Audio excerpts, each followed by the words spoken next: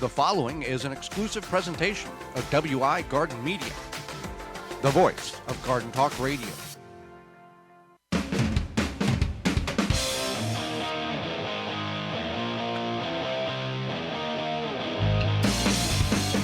Coming up on the program today, we're going to discuss types of soil you have in your garden, what you should do or not do about it, as well as limited mobility gardening. We'll give you some options. Our guest is garden blogger Heather Blackmore, and we'll answer your garden questions. The hour is full, so join us.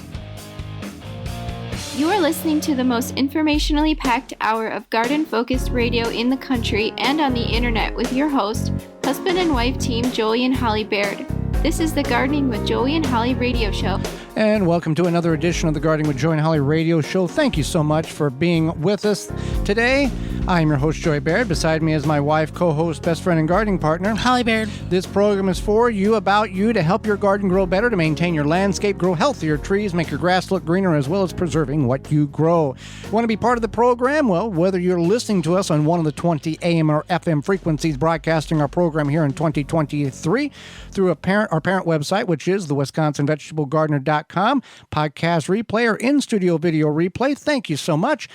And you can participate by sending us an email to gardentalkradio@gmail.com. That's gardentalkradio@gmail.com.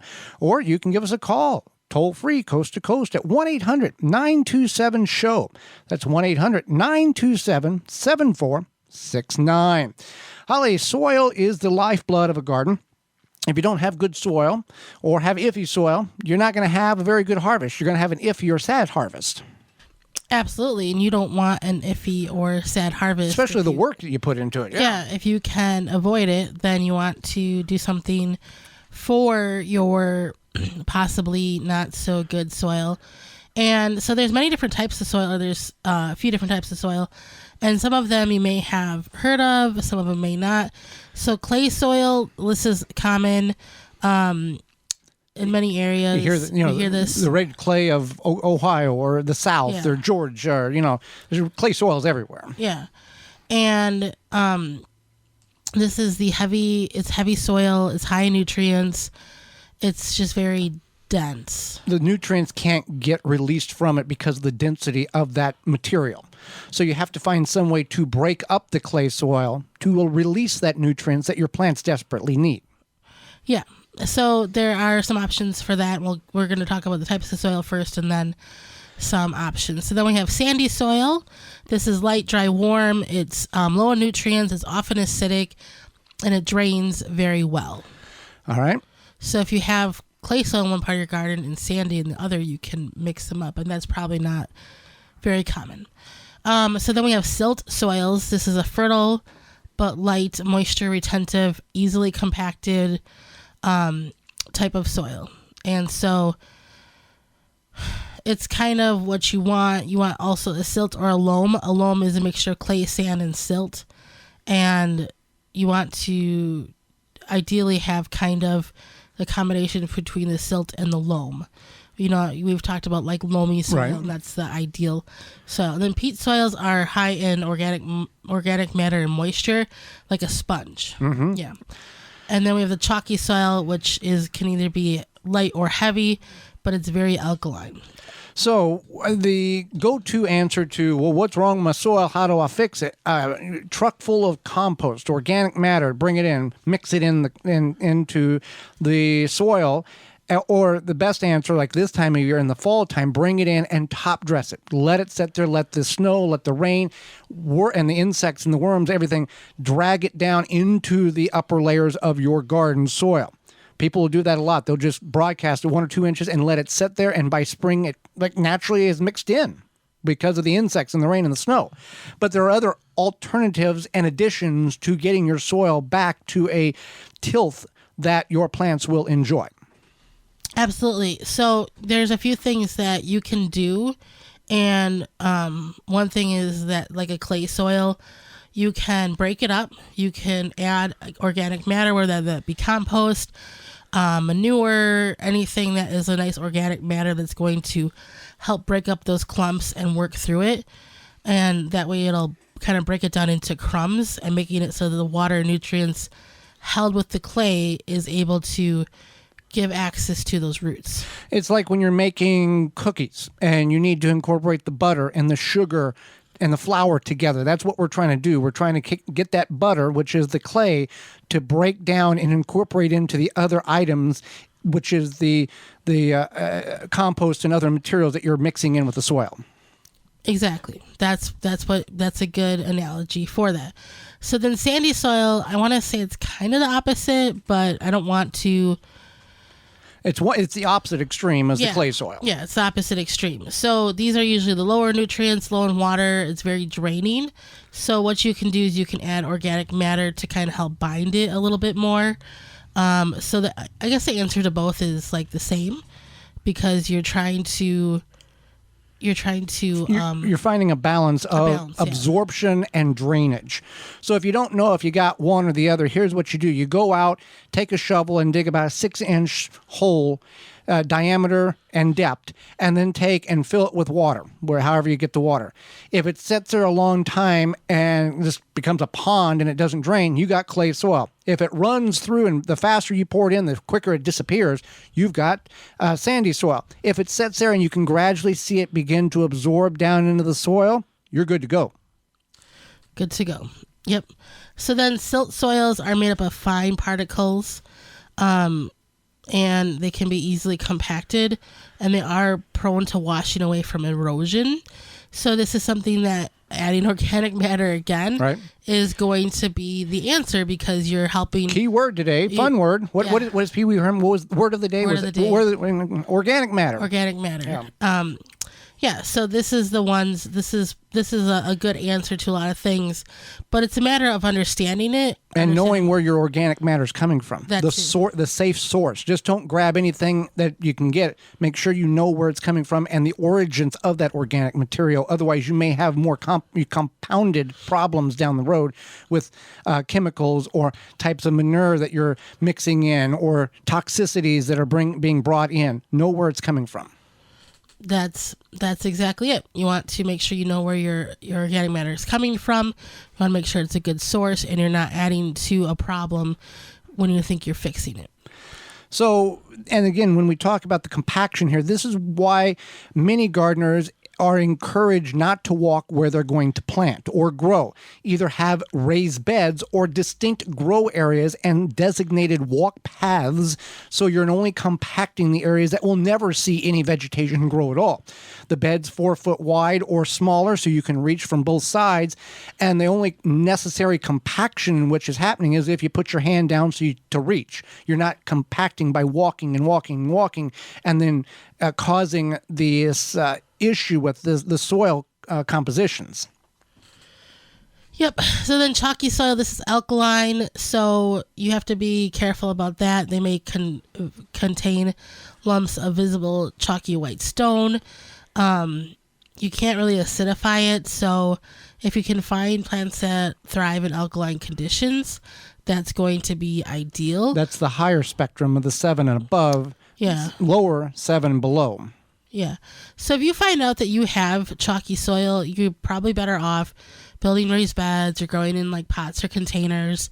It might not be worth the effort to add, or it's not really worth the effort to add organic matter or fight it by having to only grow alkaline or Well, how do you know what your soil is? You can't guess. You go to soilsavvy.com. Soilsavvy.com gives you a 14-point analysis of what your soil has and what it needs and what it doesn't need and how to fix or maintain what you got. Soilsavvy.com. That's the only way a reputable soil test. You can't go, well, that soil is brown, which means it. That's not how you do this. It means it's brown. Yeah, that's pretty much it. Yeah. No, for real. And you can there's like little DIY soil tests where you add water and you shake it and it foams and blah, blah, blah. But it's not gonna the information is very limited. It's very limited. It might tell you what kind of soil you possibly have, but you don't know for sure. And this will break down the nutrients. You might find out. If you can't read color very well, there's colors that you have to match going, well, that means this. And if you have issues with differentiation of colors, you can be very off very quickly. Well, in these days, if something might look a different color on one screen than on another. Hey, what color screen. is this dress? Exactly. Well, with that being said, Holly, fall's getting in swing here, and you need seasonings. If you were a butcher, you're going to need the proper tools. If you're a hunter, WaltonsInc.com has all of that and more, except for the meat. Yeah, we are brought to you today by our sponsor, Walton's Inc. We know you care about where your food comes from. Canning and preserving your fruits and vegetables is great, but what about the meat? At Walton's, you can get all the equipment, seasoning, and supplies to make sausage, jerky, and any other meat product your way to your high standards. You want to make snack sticks that people will actually eat. You go to meatjuststicks.com. They have an informational site to help you. And Walton's has a full line of their own meat grinders, mixers, sausage stuffers to help you go from animal to edible. Walton's everything but the meat. You can use code GROW50 GROW50 at waltonsinc.com. GROW50 to save 10% off your order of $50 or more. And we've heard you. They've heard you. They're returning for another year in 2024. And we are very thankful that you support our sponsors and allow them to know that you listen to the Gardening with Joy and Holly radio show. We'll be right back with mobility issues in the garden. We've got some options. This is the Gardening with Joy and Holly radio show. Have a garden question? Give Joey and Holly a call now or anytime 24/7. Just dial 1-800-927-SHOW. If you can't get through, leave a message and they will call you back. Call now 1-800-927-SHOW. Grip 6 produces American-made products with sleek designs and quality materials. Based and manufactured in Utah, they have high-quality and durable products that last a lifetime. They're built beyond tough. Their wool socks come from Rocky Mountain-sourced materials, are soft and comfortable, keep your feet warm and dry, and come with a lifetime guarantee. Even for the most sensitive toes, these socks are made for everyone. High-quality wool socks make a huge difference for happy feet. They fit in with all the many things you do from around the house to the outdoors and beyond. They are comfortable and long-lasting. These socks are great for gardening because they keep your feet so comfortable no matter the conditions outside. It's hard to overstate how amazing these feel to have warm, dry feet as you work in your garden. Designed and manufactured in-house for the best results and quality every time. When you purchase from Grip 6, you're supporting long life cycle products and American-made manufacturing. Check out their belts, wallets, and socks at grip6.com. Use coupon code RADIO15 to save 15% off your order at grip6.com. Pomona's Universal Pectin is a high-quality pectin that gels reliably with low amounts of any sweetener. If you're trying to reduce the amount of sugar in your diet, you'll love Pomona's Universal Pectin. Now you can make healthy homemade jams and jellies sweetened to your taste. You can use sugar or honey to sweeten. Pomona's Universal Pectin keeps indefinitely when stored in an airtight container. Easy to use, versatile, and comes with directions and recipes in every box. Find out more and where to buy at PomonaPectin.com. Also available at natural food stores and online. Jung Seed Company is a family-owned and operated gardening company since 1907 with the largest selection of seeds and plants online. Use coupon code 10TG23 to receive 10% off your order at jungseeds.com. Again, that coupon code is 10TG23. Wisconsin Greenhouse Company has custom-made greenhouses to suit your needs. Grow year-round. Strongest greenhouses that will last a lifetime. From agricultural to lounging to entertaining. For more information, go to wisconsingreenhousecompany.com. Dig planting holes from a comfortable standing position. Step, twist, pull, and plant. Visit ProPlugger.com. You put a lot of time and energy in your garden, but without a rescue Japanese beetle trap, you can kiss that hard work goodbye. Asparagus annihilated. Raspberries ravished. Green beans, forget about it. Get those little invasive pests out of your garden and send them where they belong inside a rescue Japanese beetle trap. Now with available refill lures, rescue Japanese beetle traps can be used for multiple seasons. They're made in the USA by the makers of the popular Rescue, Fly, and Yellow Jacket traps. Learn more at rescue.com. That's RESCUE.com. The Gardening with Joy and Holly radio show is brought to you by the following: Dripworks, Rise Gardens, Grip 6, Bloomin' Easy, Fleet Farm, Waltons Incorporated, Blue Ribbon Organics, Tree Diaper. Find all sponsors at the WisconsinVegetableGardener.com and thank them for their support. Welcome back to the Gardening Joy and Holly radio show. Farm and garden in ultimate comfort. Farmer's Defense has lightweight and durable sleeves made to protect you against the elements while farming. Farmer's sleeves offer unparalleled protection of arms and skins for any farmer, gardener, or outdoor worker. say goodbye to irritated skin and sunburns in the garden. Their sleeves offer cooling comfort, protection against the elements outdoors. An alternative to thick clothing, Farmers Defense is made of wicking material with UBF protection factor 50 plus to protect you from allergens and scratches. To find all of their great products and more, visit farmersdefense.com. Gardening is an activity that almost anyone and everyone can do. It's only limited to what you decide that you can and can't accomplish. And oftentimes we are our most worst critics, saying, well, we can't do that because of X, Y, Z. But you really can, and there's multiple different avenues in which you can achieve gardening success, from elevated garden beds to keyhole gardening to fill-in-the-blank tool to help you be more mobile in the garden. Right, and that's the biggest thing is sometimes people get in their head, or they think about maybe their own personal expectations, or they compare themselves to others, things like that. And there's a lot that you can do no matter your mobility level. And there's, even nowadays, there's so many different aids and ideas and hacks and tricks and tips and blah, blah, blah, where you really don't have to be limited. And the other thing is that a lot of people get stuck in this all or nothing thinking, when you don't have to be that way. You can do a little bit at a time. You can find things that work for you. And even, there's different Facebook groups for mobility. There's different social media accounts, things like that. So the help is out there. And that's one thing, is it's okay to ask for help or use an aid, whether that be something like a stool or a garden cart that you sit on, or you have your friends or family help you with part of the process because you can't lift those heavy soil bags or fertilizer bags or whatever mulch anymore. Or maybe you have like a community garden day and you all help each other, things like that. It's okay to ask for help. A lot of times you might think, well, nobody wants to help me, but if you don't ask, you don't know. Right. You miss out. What is it? Wayne Gretzky says you miss every shot you never try to take, or something like that. Something like that. Yeah. So if you don't take the shots, you're not ask. Have delicious tomatoes. Yeah. There you go. Wayne Gretzky was a very successful hockey player. For those who are not familiar with whom that... You miss 100% of the shots you don't take. There you go. And also, that's... And Michael Scott. The Office fans are cheering right now. You can utilize stools, carts. I talk a lot about The Office. Yeah. Utilize stools, carts, 5-gallon buckets. Sometimes if you... And don't worry about your weight, because they have tools and these carts and buckets and things that are manufactured for very large and heavy weight capacity.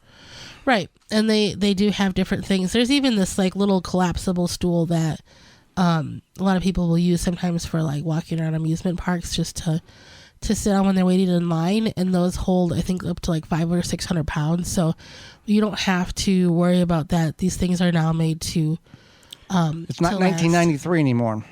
And you might not find this at your local garden center. Nope. So you might have to go online. And unfortunately, I don't want to say unfortunately, I don't think there's anything wrong with having to buy things online. No, but you may have to expand your horizons. Right, because these stores, you have to look at it from their perspective. Why it doesn't make sense to carry 83 of these things when one gets sold a year. Right, and that's exactly it too. Being cognizant. We're in a click-to-ship world. The supply and demand, right? You can utilize all sorts of things. I personally sometimes just like the 5-gallon bucket, or we have this like. I don't know what that thing is. It's a big plastic tub. It's a 25-gallon plastic tub or something that's about 18 inches high. Right. And so even for me, if I don't like the heat or being in the direct sunlight for a long time. So sometimes I'll help in the garden, do some gardening, and then I'll say I'm going to go sit in the shade for a few minutes and have some water. And you should be taking water breaks anyway, no matter what your mobility level is, no matter how fit or athletic you are, you should be drinking water, especially on some of these warmer days. Beer is not a water. Coffee, wine is not a water. Coffee is not a water. There is their time and place for them. But when you're in a 90-degree heat digging soil, that's not the time or place for these. No. So that's something that you want to keep in mind, is it's okay to take breaks. It's okay to take lots of breaks. It's okay to sit on something. It's okay to Even if you want to build your raised bed to a higher height, maybe you do something where you put it on cinder blocks, or you get kind of creative. Another thing I want to mention is stretching. And so maybe you just do some simple stretches before and after. If you you're doing things here that you don't normally do. That's Right. why the stretching is important. Yeah, and stretching helps prevent an injury. And a lot of people don't always think about that. They think, oh, I'm just going to garden. It's not like I'm going on, to the gym. I'm going on a long walk or something like that. I'm going for a run. But you are moving your body in ways. So stretching helps warm up those muscles, gets what's called the lactic acid flowing between the muscles and the joints, etc. So stretching is important.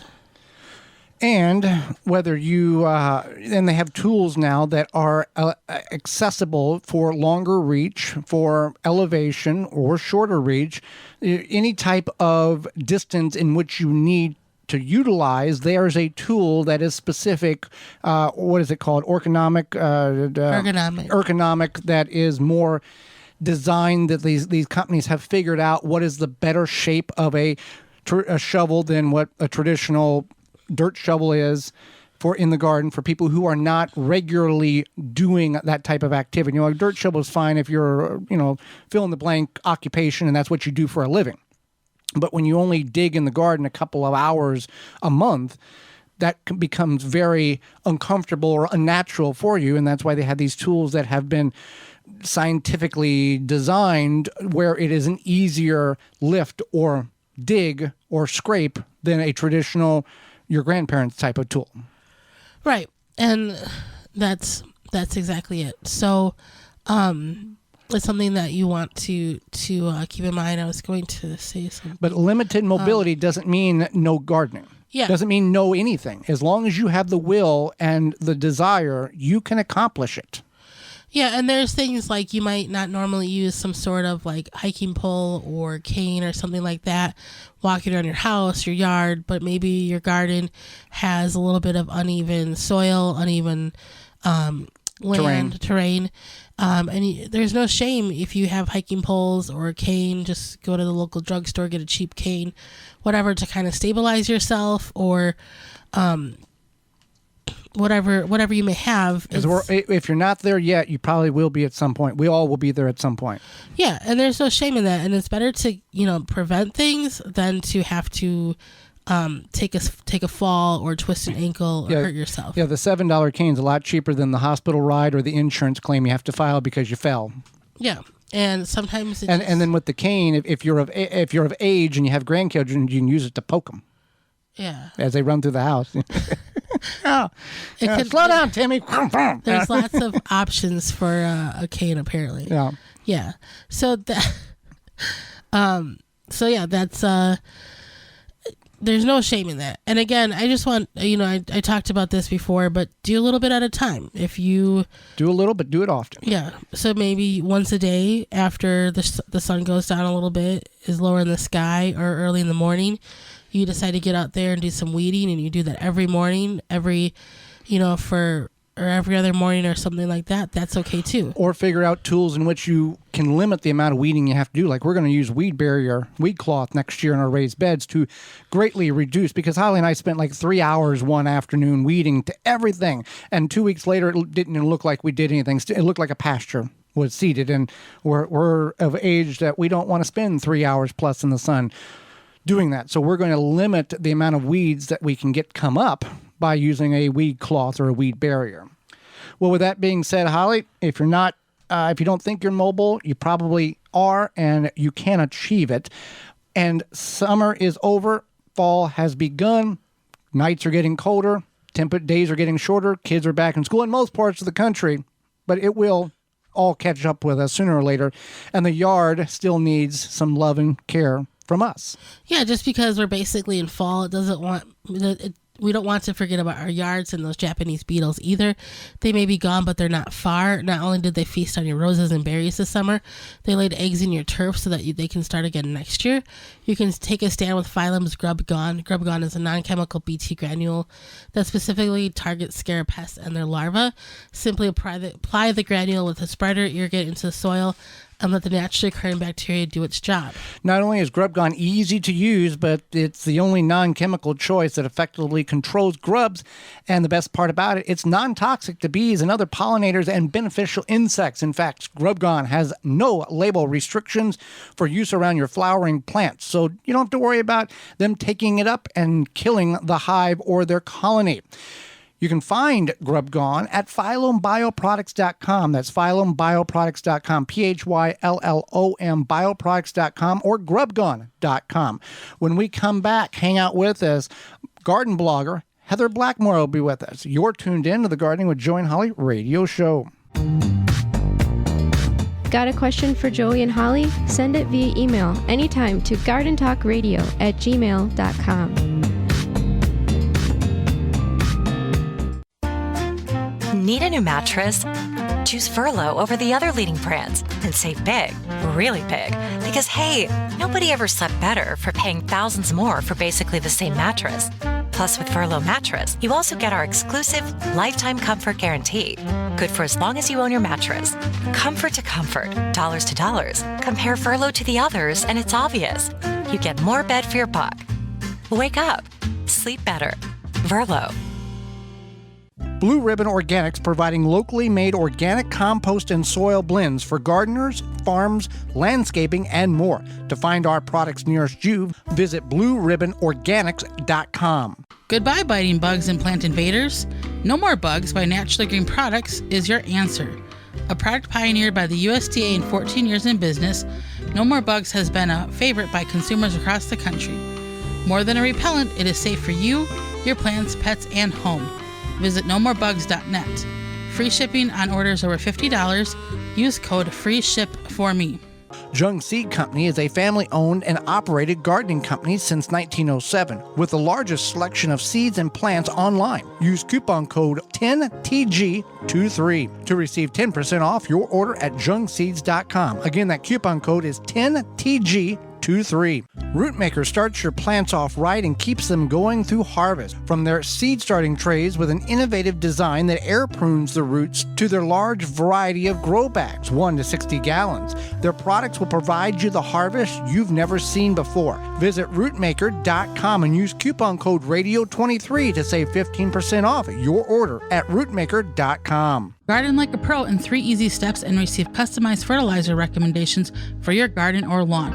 Soil Savvy helps you determine what nutrients your plants need to thrive. Never again over-apply nutrients they don't need. A patented process that makes you a smart gardener. To get your soil test kit, go to mysoilsavvy.com. Worried about watering too much or too little? Tree Diaper technology is the best way to stabilize your soil moisture in your garden, trees, or houseplants. Use coupon code GARDEN15 to save 15% off at treediaper.com. The Gardening with Joey and Holly radio show is brought to you by the following: Chapin Manufacturing Incorporated, Aqua-Mart, Soil Savvy, Wind River Chimes, Wisconsin Greenhouse Company, Pro Plugger, Deer Defeat, Dripping Springs Oyas, Phylum Bioproducts. Find all sponsors at the WisconsinVegetableGardener.com and thank them for their support.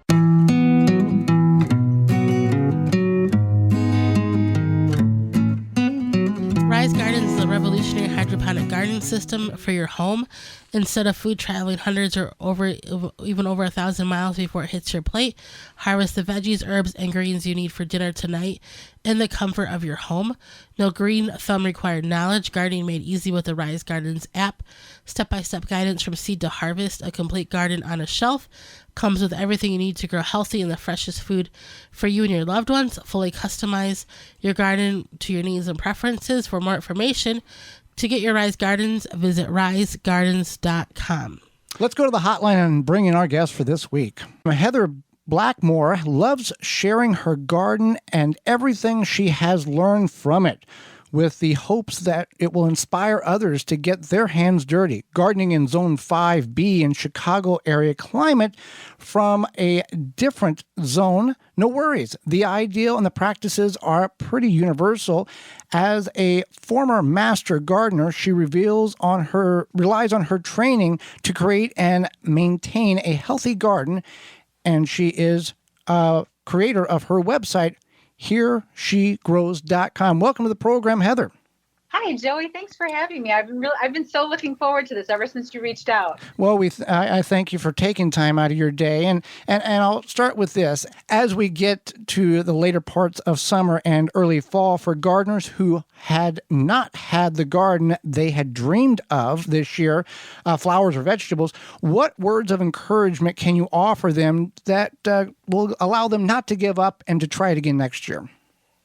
Yeah, I think that's such a good question, because I think the most important thing we have to develop if we're going to garden is developing a thick skin. I have killed so many plants, and I tell it when I'm speaking and sharing information about my garden. I always, I'm very genuine about just how many things I've killed, and I just see it all as a learning process. I've killed a lot of plants in my garden, and it's trial and error. And I think if you accept that and accept that there will be losses, but there's also going to be a lot of triumphs and successes, and learn from those things and learn about, testing different plants and not being afraid to have something not work out for you, and being inspired to try again with something new, and just keep learning. Don't give up. I think that's the thick skin is the biggest thing. Mourn your losses briefly, get on with it, and find a new plant to try in that space. I think that's the best thing we can do to keep learning as gardeners and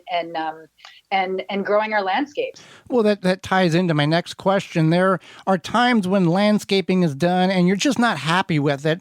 As you were with your patio, you changed it up. You talked about what you did not like and how you went about making that into a happy place. Talk about that experience.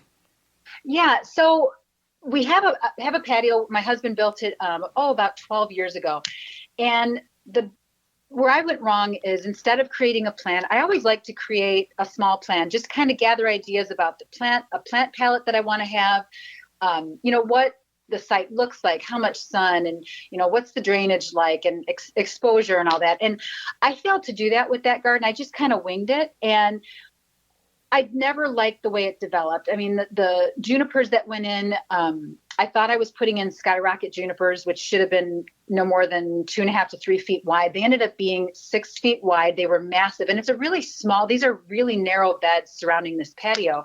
So they just swallowed up the space. They looked really gangly. They developed cedar apple rust. And once that happened, they just continued to decline. So I decided to do just look it all over, decide what I wanted to keep. And then I went about and I cleared those plants out. I potted them up and made sure that, they were going to be fine in their containers until I got around to completing this garden. We dug up the junipers, dug them out, got rid of those. And I really needed a blank slate to really get an idea, to look at this space and clear the whole area out. And then I went in and started thinking about, okay, I've got a full sun, southern exposure. It's really hot. I don't want to completely camouflage the patio, because I want to be able to look out from the patio to see my raised bed vegetable garden. And prior to doing, with the junipers there, I couldn't see any of that. It was just this ugly, gangly, these two ugly shrubs. So I also wanted to make sure it was super pollinator friendly. I wanted low maintenance. I don't want to have to be out there. I don't coddle my plants. I want plants that can make it without me having to water them constantly. I water them, get them established. For perennials specifically, the first 6 weeks or so that they go in, they get watered regularly. Trees and shrubs are watered for the first 2 years they're in the ground, making sure I'm on it with them weekly.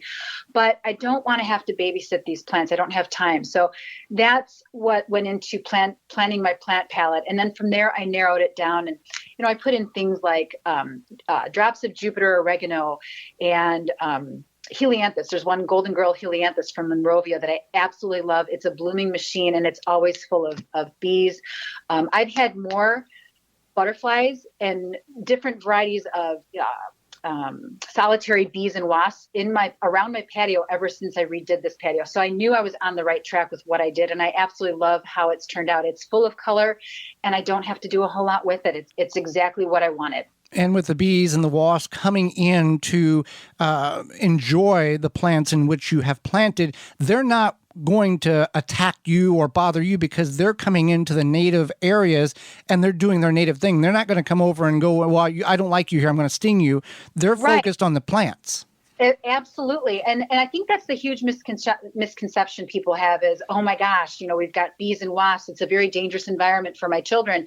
Well, not with every bee and wasp. I mean, there are, your yellow jackets, and some of the wasps can be pretty aggressive, but these garden pollinators are, I mean, I get right up on them with my macro lens on my camera, and I'm snapping pictures. They don't care. They have one objective, and that is to gather pollen, and they're minding their business. They do not mind that I'm right in their faces. I have no trouble with them, and I absolutely love it because it's an environment that I've created for my kids. My kids have developed an appreciation for all these pollinators. They don't fear the bees and wasps because they know, they're non-aggressive species. And some of them, like the I think it's the white striped mason wasp. It's a big wasp. It's huge and it looks very aggressive.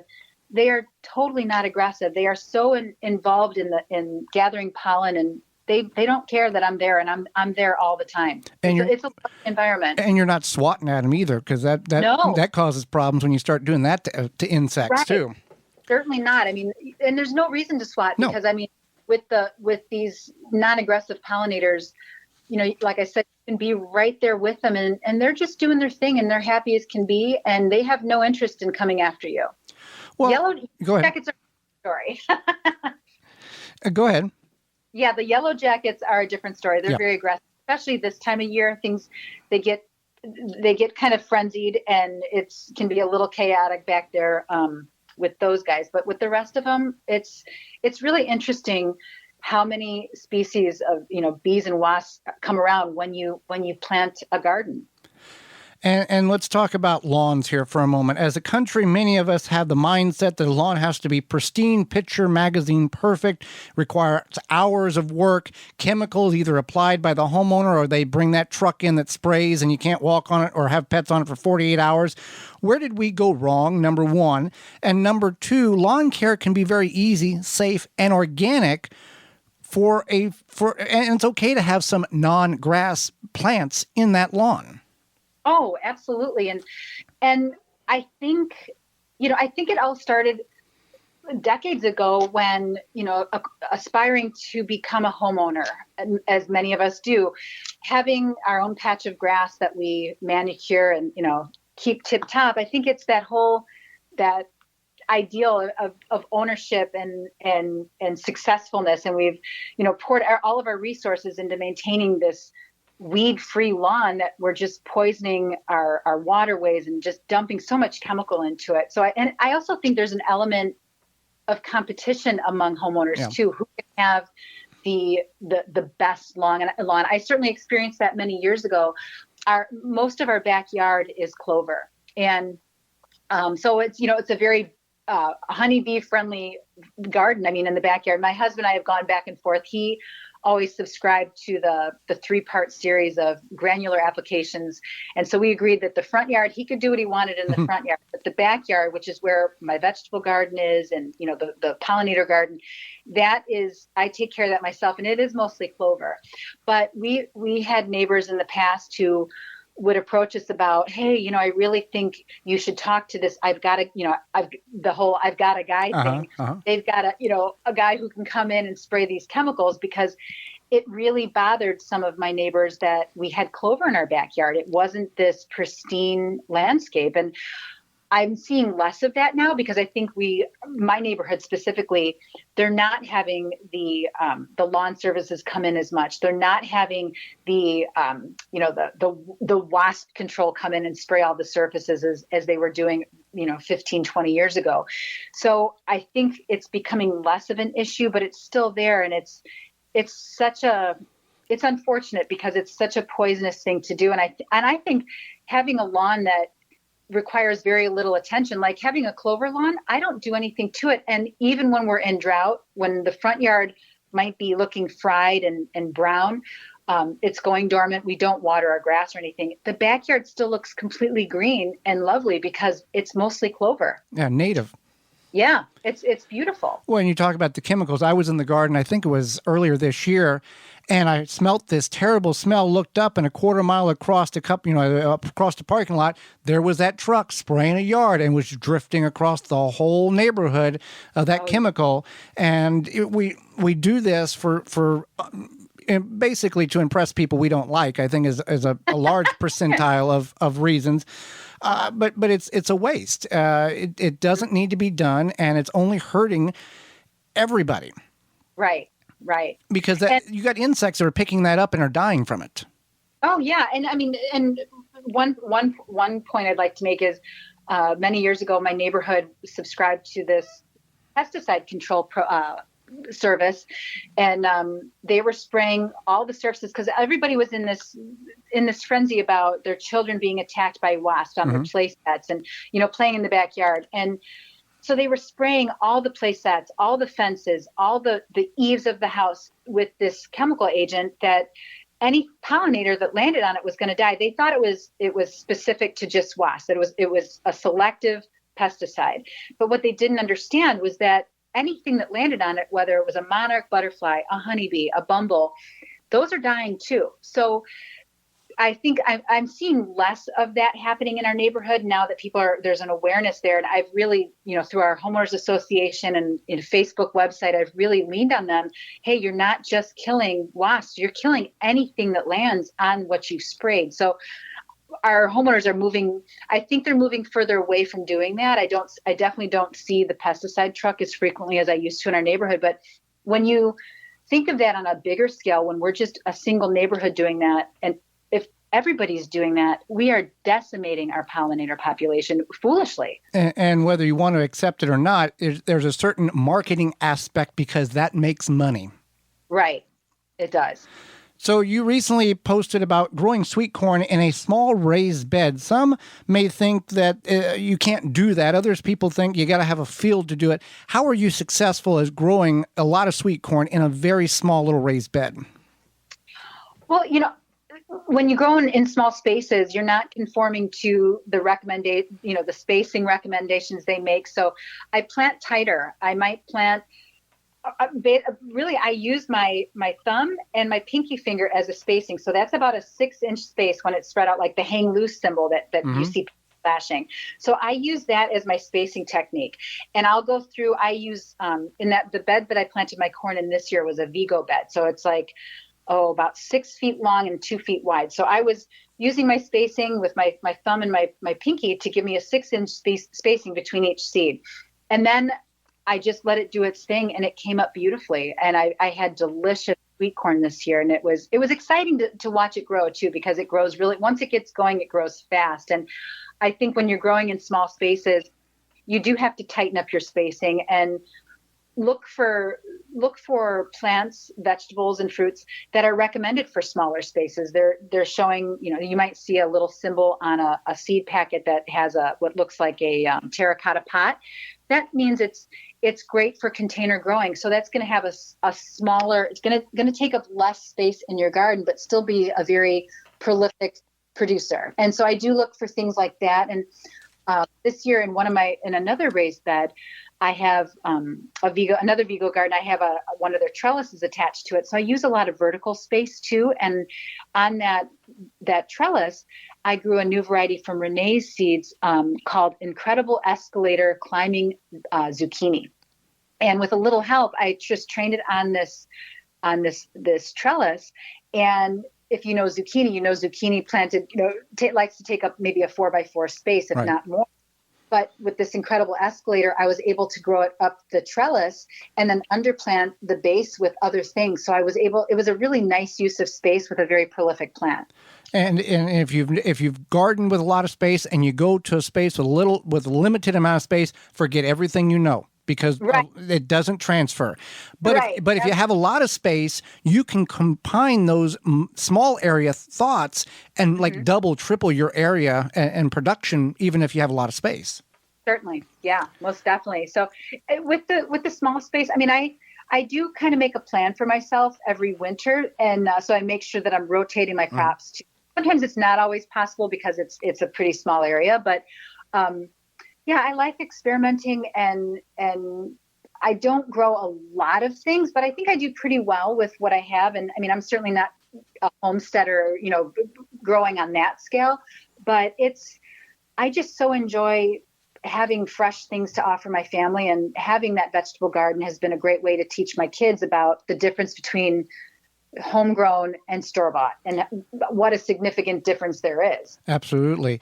And as we mentioned at the top of the interview, you're in Zone 5B in the Chicago area, but you plant tropical plants in your garden. What is your practice or your trick in order to get them to grow and then get them to overwinter so they grow again next year? Oh, sure. So tropical plants, I've loved them for decades. And so I grow like Brugmansia or Angel's Trumpet. I've got different types I've got a Musa Baju or Hardy Banana, cannas, all those things. And, they're very, very tropical. They love the warmer temperatures. So my practice is I let them go dormant. So for instance, like with the Brugmansia, or even in the Hardy Banana, I'll let a few frosts hit it. I won't let a freeze hit it, but a few frosts just to signal to the plant to go dormant. And then they'll shed their leaves. They look absolutely terrible. And then it's at that point that I'll bring those plants into my garage and just let them completely defoliate.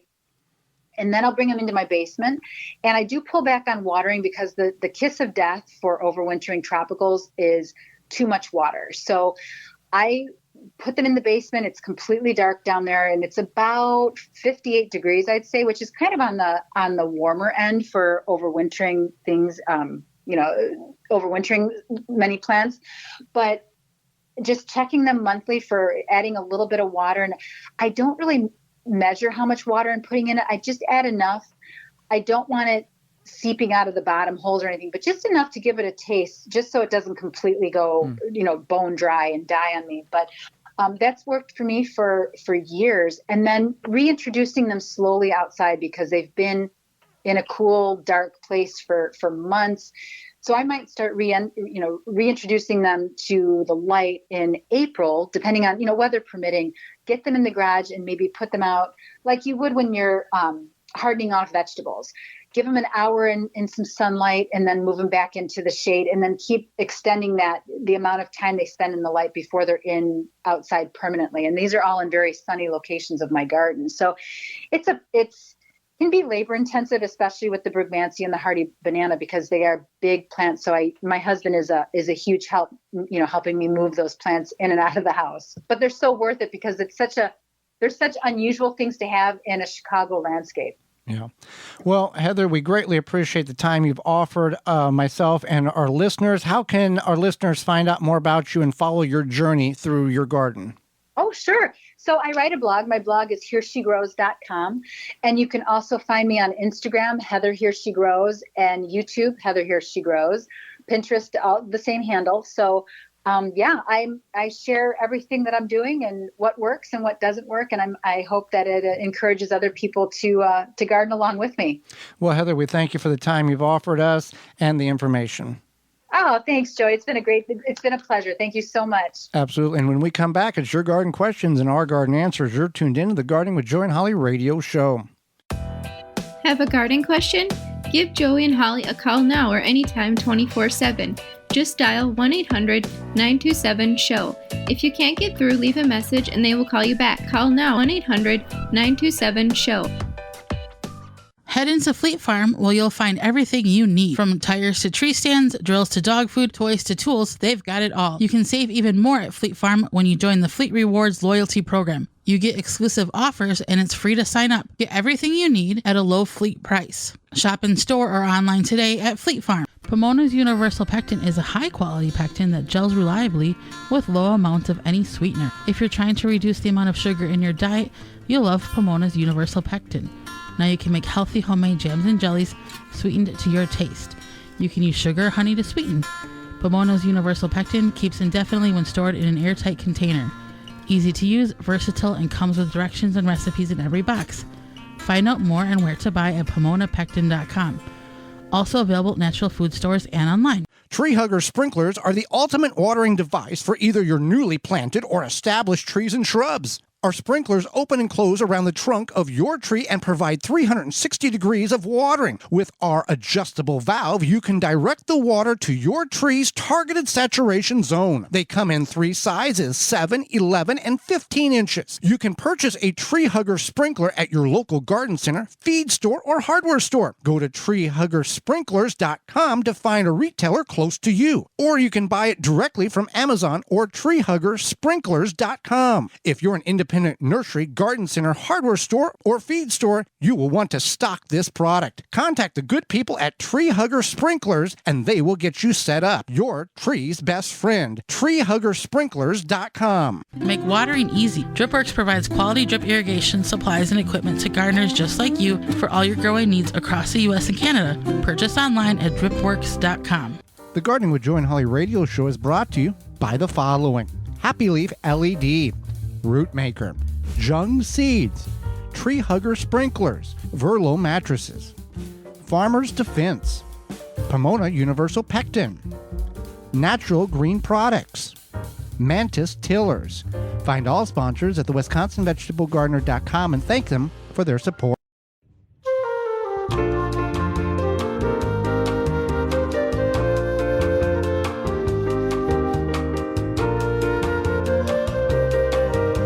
Welcome back to the Gardening with Joy and Holly radio show. Happy you've been with us today. It's time for your garden questions, our garden answers. If you've got a question, fire it on over here at gardentalkradio@gmail.com. That's our email address, gardentalkradio@gmail.com. Or you can send us an give us a call at 1-800-927-SHOW. That's 1-800-927-7469. This question, Holly, is sponsored by Fleet Farm and fleetfarm.com. I planted spaghetti squash, and what I have is not spaghetti squash. It's a cross of something. I planted it near zucchini and pumpkins. Could that be the reason? Well, you've probably got a cross, but it's not because you planted it next to zucchini and squash. Those seeds have been created last year, harvested, given to you. You've planted them. So it was last year, wherever that seed was created in whatever farm in the country, that's where the cross happened. If you grow things together in like families, it's not going to affect the produce in which you have that's harvesting this year. If you save those seeds from this year and plant them next year, that's when the opportunity of that cross can be exposed, because it's taking the genetics from the pumpkin and from the zucchini and from the spaghetti squash, put them all in the seed and then growing it. That's next year if you save the seeds. We've had crosses of spaghetti squash cross with zucchini and or pumpkin. It's not really the most appetizing of sorts. It's a very dense. It's kind of woody. Yeah, it's woody and dry and just kind of blah. Yeah.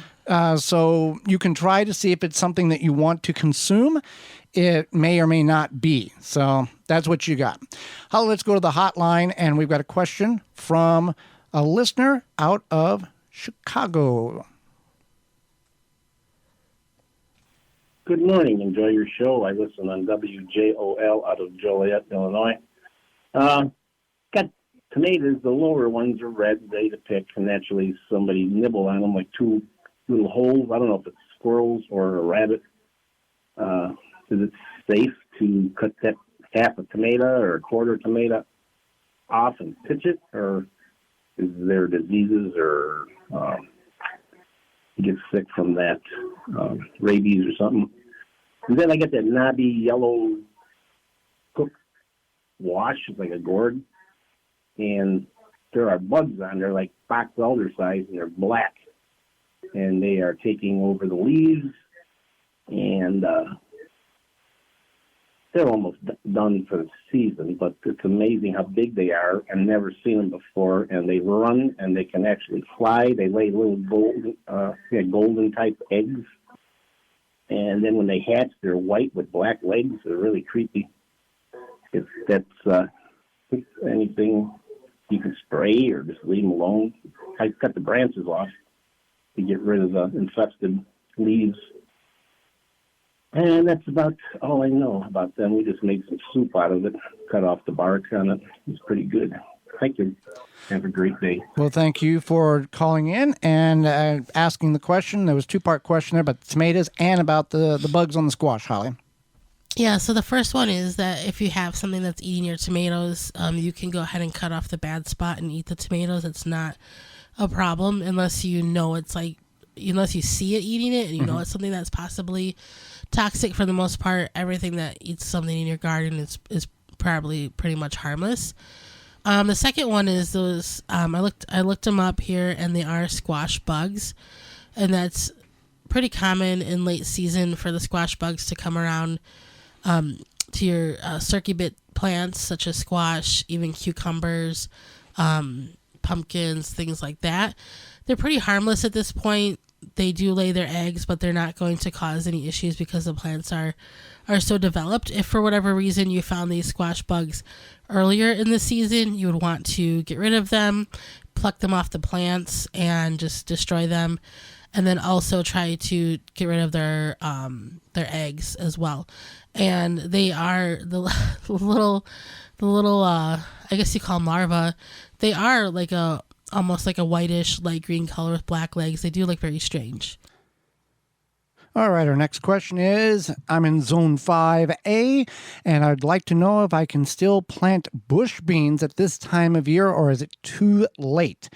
Well, bush beans, let's start off with bush beans, take 40 to 60 days to reach maturity or reach a producing state.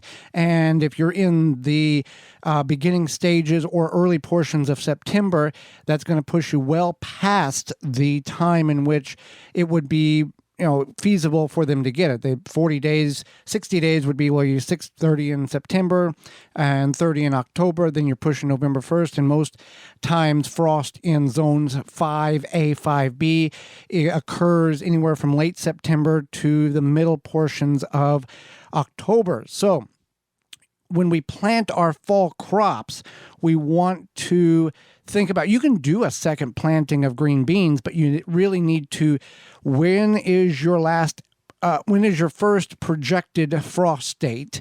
And that's an average over 10 years. So if it's October 15th, you would actually want to start planting your fall bush beans approximately 80 days, 70 to 80 days before that frost date. So you can allow plenty of time for those plants to get up, be mature, and then you can be harvesting them in late September and early October until that frost. Now, also keep in mind that bush beans are a heat-loving plant. It is a summer crop. So as the days get cooler and the nights get longer and colder, those beans are not going to produce the way they were producing in July and August. So you want to keep that in mind. Pole beans, on the other hand, in addition to this, pole beans take 70 to 80 days to reach maturity. Now, with both of these beans, we have found that by planting them in the spring, maintaining them, meaning harvest regularly, we can have bean production all the way up until that frost time, or the plants get so disraveled that insects take over, or they've just been exhausted from production of beans, that we are able to harvest them all the way up till frost. Prior years, and what many people are taught, is that bush beans, 40 to 60 days and to reach maturity, to reach a harvesting state, and then they'll produce for 2 to 3 weeks, and they're done. You pull them up and you start over. That's not the case. You keep the hydration to them, and you keep harvesting the pods before they get to a mature state, and you are going to have more green beans or yellow pod beans or royalty purple beans than you know what to do with. So no, you can't plant them now, but if you plan ahead and you maintain your plants and keep them hydrated, you won't have to plant late in the summer. You'll be able to continue to harvest those in which you planted in the spring. Well, with that being said, we are out of time, and we thank you for yours. Miss any portion of the program today, would like to revisit, you can do that by going to our parent website, the WisconsinVegetableGardener.com, and clicking into the Season 7 tab at the top of the page, and catching up on all past episodes and seasons. or you can send us an email to gardentalkradio@gmail.com, and we will send you a link to the program in audio form. Tune in next week to the program where we'll be discussing growing indoors over winter, as well as end-of-season lawnmower and small engine maintenance, things we need to do so our equipment is functional next year. Our guest from kidsgardening.org, Emily Shipman, will be with us, and we'll answer your garden questions. So until next week, for Holly Baird, I'm Joy Baird, and we will see you in the garden.